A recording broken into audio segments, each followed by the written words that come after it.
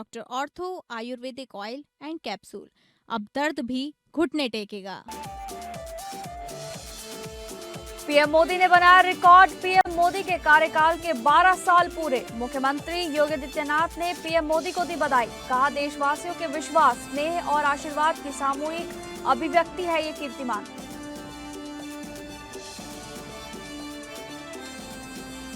PM Modi के निर्वाचित PM के रूप में सबसे लंबे कार्यकाल पर बीजेपी कार्यकर्ताओं में जश्न का, उत्साह का माहौल।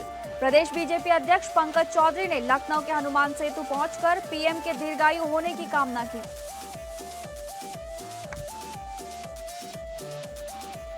नशे के खिलाफ कानपुर पुलिस की बड़ी कार्रवाई। ट्रक के कंटेनर से 6 क्विंटल गांजा बरामद। पुलिस ने एक तस्कर को किया गिरफ्तार। बरामद गांजे की अंतर्राष्ट्रीय बाजार में कीमत करीब 10 करोड़ रुपए। कानपुर में अंतर्राज्यीय फर्जी डिग्री रैकेट का भांडाफोड़। सरगना समेत 4 गिरफ्तार। हाई स्कूल से पीएचडी तक के प्रमाण पत्र होते थे तैयार।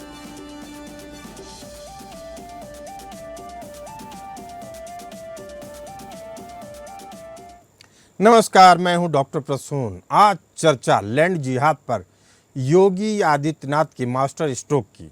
लखनऊ में आयोजित जगत गुरु रामभद्राचार्य के 9 दिन चलने वाले श्री राम कथा के समापन मंच से उत्तर प्रदेश के मुख्यमंत्री योगी आदित्यनाथ ने दो टूक शब्दों में कहा कि जिनकी भारत के प्रति आस्था नहीं है, उन लोगों के लिए भारत की धरती धर्मशाला नहीं हो सकती। इसके साथ ही उन्होंने लैंड जिहाद और लव जिहाद को देश के धार्मिक जनसंख्या संतुलन को बदलने की एक सोची समझी साजिश करार दिया और कहा कि लोगों को एकजुट होकर इसका मुकाबला करना चाहिए।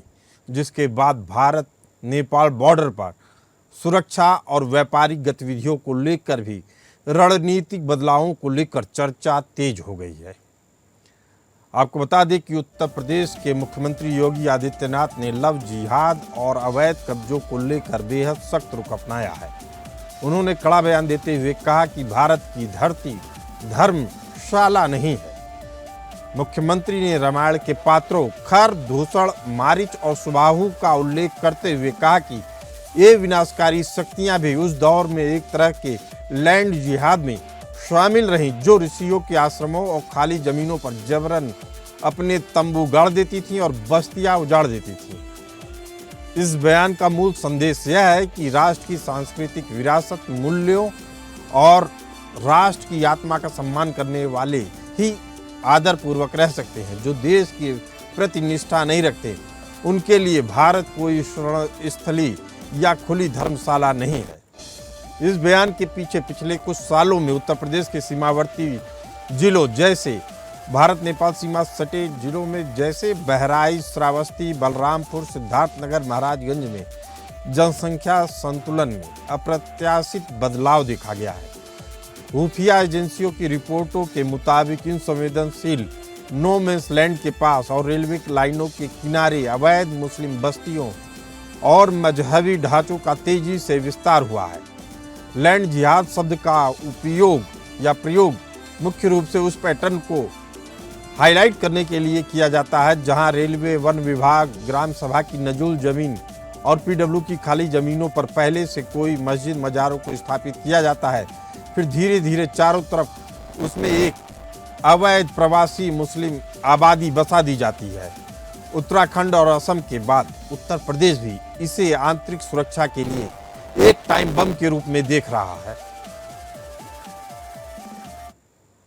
मुख्यमंत्री योगी आदित्यनाथ ने साफ कर दिया है कि उत्तर प्रदेश सरकार इस प्रवृत्ति को रोकने के लिए प्रशासनिक रूप से पूरी तरह अलर्ट है और ऐसे देश विरोधी तत्वों को रोकने के लिए कड़े से कड़ा कदम उठाने में भी कोई भी कोताही नहीं बरती जाएगी।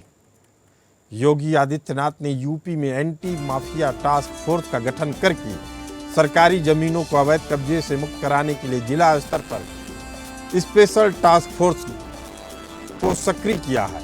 इसके तहत हजारों हेक्टेयर नजूल और वन भूमि को खाली कराया गया है। बॉर्डर सर्विलांस के जरिए भारत नेपाल सीमा पर अवैध घुसपैठ और बिना पहचान पत्र के बसने वाले संदिग्ध तत्वों की धरपकड़ के लिए सुरक्षा एजेंसियों और स्थानीय पुलिस को जीरो टॉलरेंस के निर्देश दिए गए हैं। साल 2020 से लव जिहाद के जरिए जनसंख्या संतुलन को बदलने की कोशिशों को रोकने के लिए यूपी में सख्त गैर कानूनी धर्मांतरण निषेध कानून 2020 लागू है। केरल हाईकोर्ट की 2009 और 2011 की टिप्पणियों का हवाला देकर इसे और कड़ाई से लागू किया जा रहा है। यूपी की योगी सरकार ने साफ कर दिया कि कानून व्यवस्था और राष्ट्र की आंतरिक सुरक्षा को किसी तुष्टीकरण के चश्मे से नहीं देखा जा सकता। सार्वजनिक संपत्तियों पर अवैध धार्मिक कब्जे को हटाना किसी समुदाय विशेष के खिलाफ नहीं बल्कि कानून की राज की बहाली है। मुख्यमंत्री योगी आदित्यनाथ का यह बयान आने वाले दिनों में उत्तर प्रदेश की प्रशासनिक दिशा को तय करने वाला है। सरकारी जमीनों पर बने अवैध ढांचों को बुलडोजर एक्शन और सख्त पुलिसिंग के जरिए हटाने की कार्रवाई को और बल मिलने की संभावना है।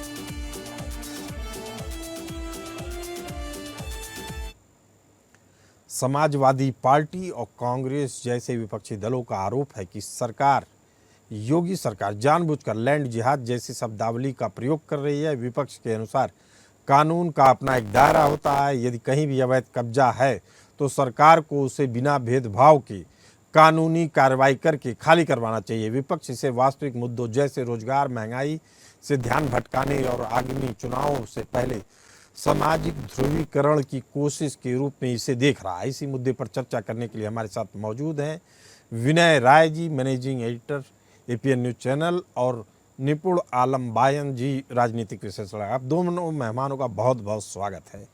निपुण जी, पहला सवाल आपसे, भारत की धरती धर्मशाला नहीं है, इस असल संदेश के क्या मायने निकालने चाहिए?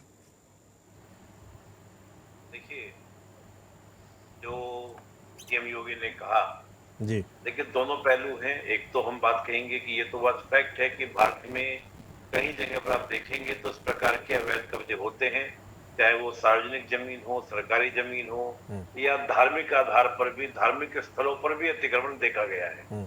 और इसमें एक बड़ा बात जो भी आपने स्टार्टिंग कमेंट में कहा कि जो हम देखते हैं कि जनसांख्यिकी के बदलाव, धार्मिक प्रभाव, वो भी एक बड़ा कारण बनता है। और हम जानते भी हैं कि वक्फ बोर्ड के पास में आप देखिए कि देश में सबसे ज्यादा अगर संपत्ति किसी के पास, रेलवे के पास है तो वक्फ बोर्ड के पास में है। और हम देखें तो करीब आपका 29 लाख एकड़। और देखिए इंटरेस्टिंग बात क्या है, 2013 में ये जमीन करीब 18 लाख एकड़ थी, और जब हमारे गृह मंत्री जी ने यानी कि अमित शाह जी ने संसद में बताया था तो ये अब आकर 39 लाख एकड़ हो गई है। तो निश्चित रूप से इतना बड़ा होना तो ये कहीं ना कहीं दिखता है। पर ये ऐसा नहीं है कि केवल एक ही समुदाय के विशेष लोगों के द्वारा ही इस प्रकार का अतिक्रमण होता है। हम वैसे भी देखते हैं कि मंदिरों में भी कई बार कुछ कमेटी वगैरह बनाकर लोग कब्जे कर लेते हैं। कोई सरकारी जमीन, मान लो रेलवे की जमीन खाली पड़ी है, निपुण जी, कर लेते हैं। सवाल बस इतना है कि अभी बात जो योगी आदित्यनाथ ने कहा, उनकी बयान का बेहद अहम मतलब है। नेपाल यूपी बॉर्डर पर जो आप कह रहे हैं सभी धर्मों के लोग कब्जा करते हैं, यूपी नेपाल बॉर्डर की बात करें तो वहां सीधे तौर पे मुस्लिम आबादी बसाई जा रही है, प्रवासी मुस्लिम आबादी। उसमें ज्यादातर रोहिंग्या मुस्लिम है, बांग्लादेशी मुस्लिम है। अब आप सोचिए खुद, 80% हिंदू बहुल नेपाल से केवल मुस्लिम आ रहे हैं। अगर जांच की जाती है तो बांग्लादेशी मुसलमान निकलते हैं, रोहिंग्या मुसलमान निकलते हैं। तो यह किसी साजिश के तहत ही बसाया जा रहा है। रातों रात मस्जिद खड़ी कर दी जाती है, रातों रात मजार 4 ईंटें लगा के खड़े कर दिए जाते हैं।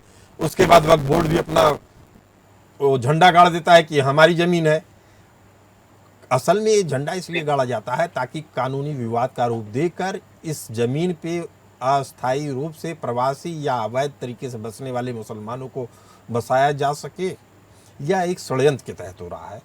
इस मामले पे चर्चा करने के लिए हमारे साथ मौजूद हैं विनय राय जी, मैनेजिंग एडिटर। विनय राय जी, पिछले कुछ सालों से या दशकों से नेपाल के तराई इलाकों में जो भारत की सीमा से लगते हैं मुस्लिम आबादी का प्रतिशत तेजी से बढ़ा है। खाड़ी देशों से आने वाली फंडिंग के जरिए सीमावर्ती नेपाली जिलों में बड़े पैमाने पर बुनियादी ढांचा खड़ा कर दिया गया है। विशेषकर उत्तर प्रदेश, बिहार से सटे इलाकों में धार्मिक ढांचों, मदरसों, मस्जिदों और संदिग्ध बस्तियों की संख्या में जबरदस्त बढ़ोतरी हो रही है। तो इस अतिक्रमण को भारत को कैसे देखना चाहिए? देखिए, देखिए, सबसे बड़ी बात है प्रसून जी की 2003 की मैं बात करूंगा, जिस मदरसों का और खास तौर से सराउंडिंग जो नेपाल से बॉर्डर लगे हुए डिस्ट्रिक्ट हैं, उनकी जो बात आप कर रहे हैं, चाहे सिद्धार्थ नगर हो चाहे महाराजगंज हो, क्योंकि इन दो इलाकों में 2003 में विजिट किया और एक स्पेशल स्टोरी के तहत जब मैं वहां गया तो 200 मंजिल के मदरसे वहां बने हुए हैं, जहां पे बाहर के बच्चे आके वहां रह के पढ़ते हैं, हॉस्टल फैसिलिटी की तरह वो मदरसे हैं। तब भी एक सवाल उठा था कि आखिरकार बॉर्डर से 2 किलोमीटर 3 किलोमीटर दूरी पर ऐसे इतने आलीशान जो मदरसे बने हैं, इनकी फंडिंग कौन कर रहा है? ये बात तब भी आई, सुरक्षा एजेंसियों ने तब भी चिंता जाहिर की और आज भी वो चिंता का स्वरूप बना हुआ है। तो आप ये सोचिए कि आज लगभग 3 से लेकर हम 2026 में आ गए, 23 साल हो गए लगभग, और अभी भी हम कहीं न कहीं वहीं खड़े बैठे हैं। तो आखिर इसका परिणाम क्या है?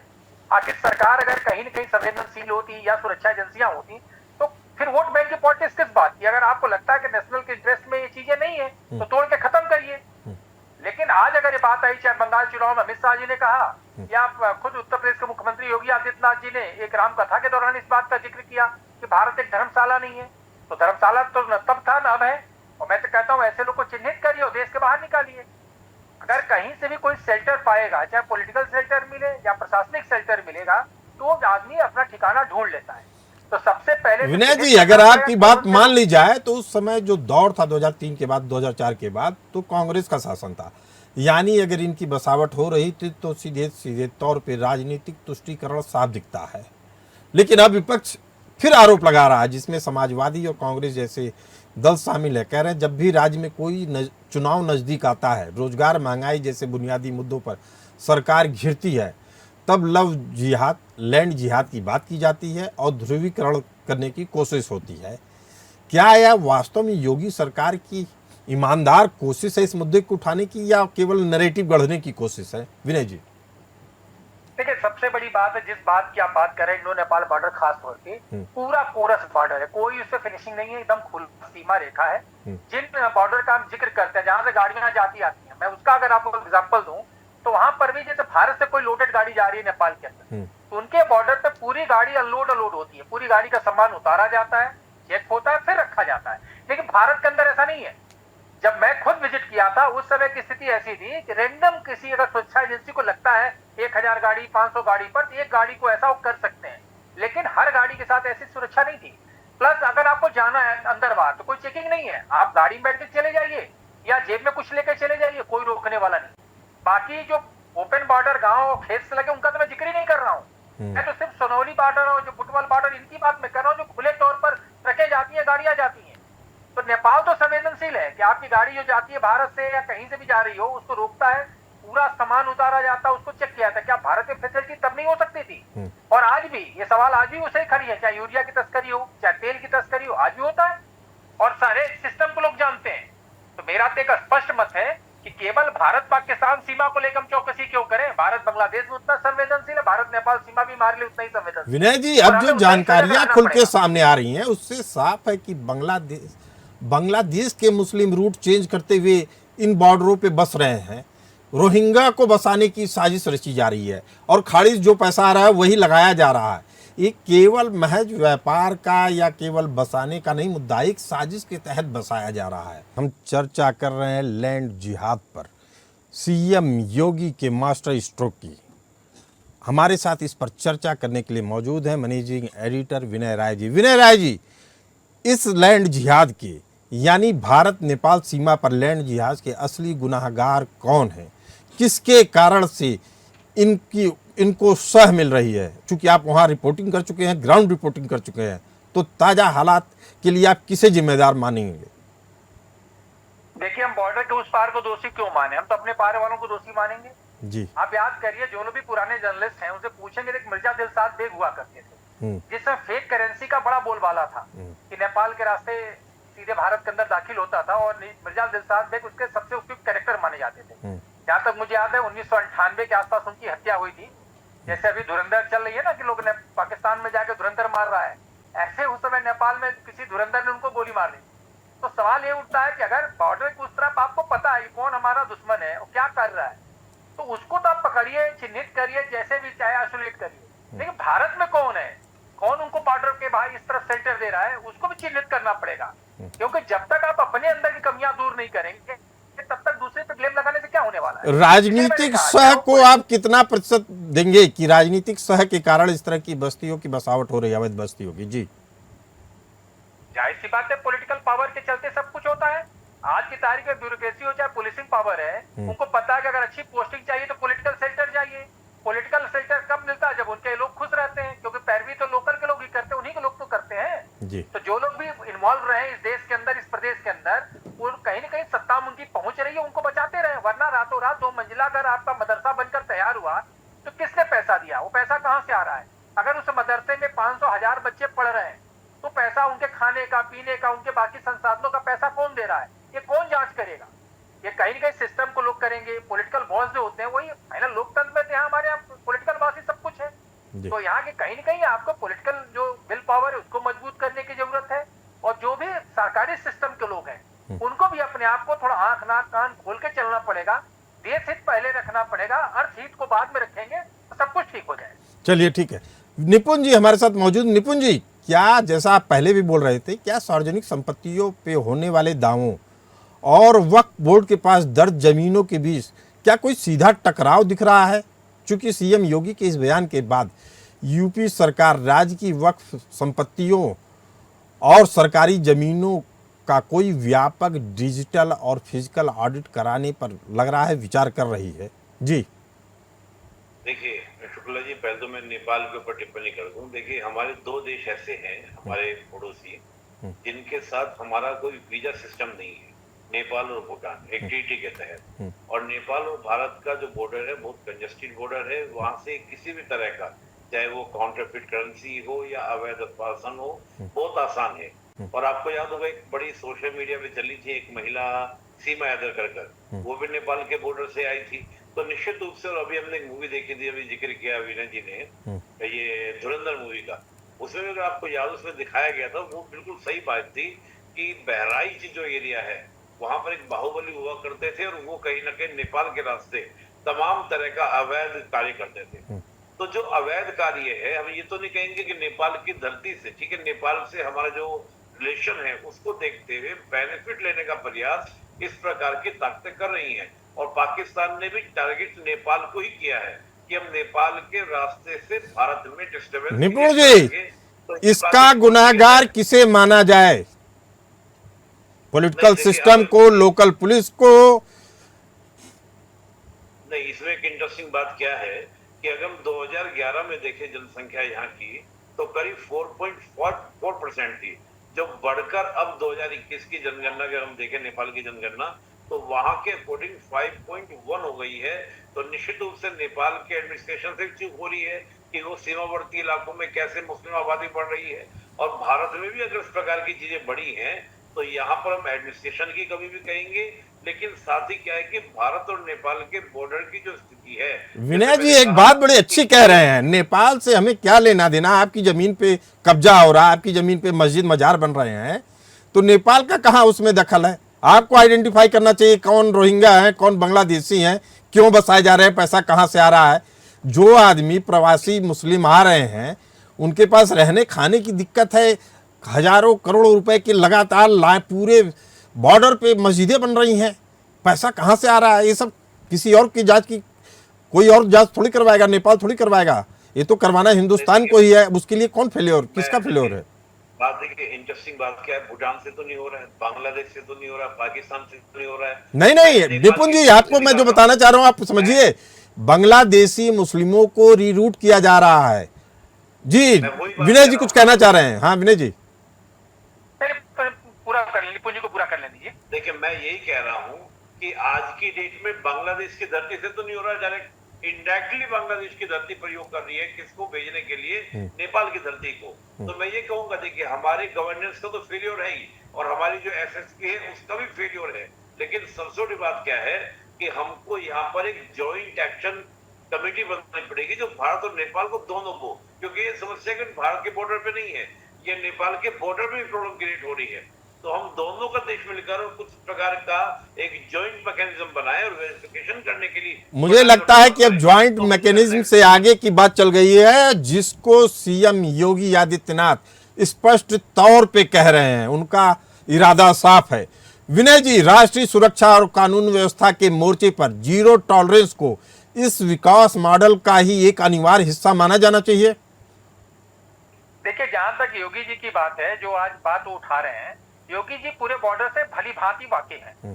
बतौर गोरक्षनाथ पीठाधीश्वर भी, बतौर सांसद भी, मुद्दा समय समय वो पार्लियामेंट में उठाते रहे। अब उत्तर प्रदेश की कमान उनके हाथ में है। अब उसको संजीदा तरीके से, या उसको कहे कि एक तरह से फुल प्रूफ प्लान बना के उसको खत्म करना चाहते हैं उस समस्या को। लेकिन सबसे बड़ी चीज है कि इंडो नेपाल बॉर्डर केवल उत्तर प्रदेश की बात नहीं है। 1600 किलोमीटर लंबी ये पूरी बॉर्डर है और सब खुला हुआ है। तो आपको पूरा एक तरह से सबको मिल करके एक एफर्ट करना पड़ेगा, और कहीं ना कहीं आपको नेपाल को विश्वास में लेना पड़ेगा, क्योंकि नेपाल से हमारे रिश्ते दूसरे तरह के हैं।